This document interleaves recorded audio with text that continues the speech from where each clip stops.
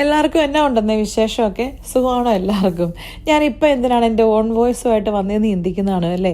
നിങ്ങൾക്ക് നന്ദി പറയാൻ, അല്ലാതെ എന്താ. ശരിക്കും പറഞ്ഞ് 2-3 ദിവസം തിരക്കായിരുന്നു കേട്ടോ. എൻ്റെ ബർത്ത്ഡേയുടെ ലീവും അത് കഴിഞ്ഞിട്ടുള്ള ഓഫും അടിച്ചുപൊളിക്കലും സെലിബ്രേഷൻസും ഒക്കെ ആയിട്ട് അങ്ങനെ പോയി.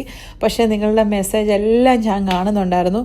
ഞാൻ വിചാരിച്ചു എല്ലാവരുടെയും മെസ്സേജിന് റിപ്ലൈ തരണമെന്ന്.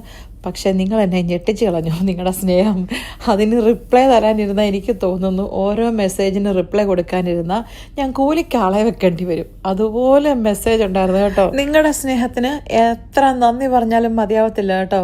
എൻ്റെ ജീവിതത്തിൽ എനിക്കൊന്ന് ആദ്യത്തെ ഒരു ബർത്ത്ഡേ ഇതുപോലെ ആൾക്കാർ എനിക്ക് ബർത്ത്ഡേ വിഷസ് പറയുന്നത് ശരിക്കും ഞാൻ ഞെട്ടിപ്പോയി. കുട്ടിമാമ, ഞാൻ ഞെട്ടിമാമ എന്ന് പറയുന്ന പോലെ ആൾക്കാർ എന്നെ സ്നേഹിക്കാനുണ്ടോ എന്ന് വരെ ഞാൻ ചിന്തിച്ചു കേട്ടോ.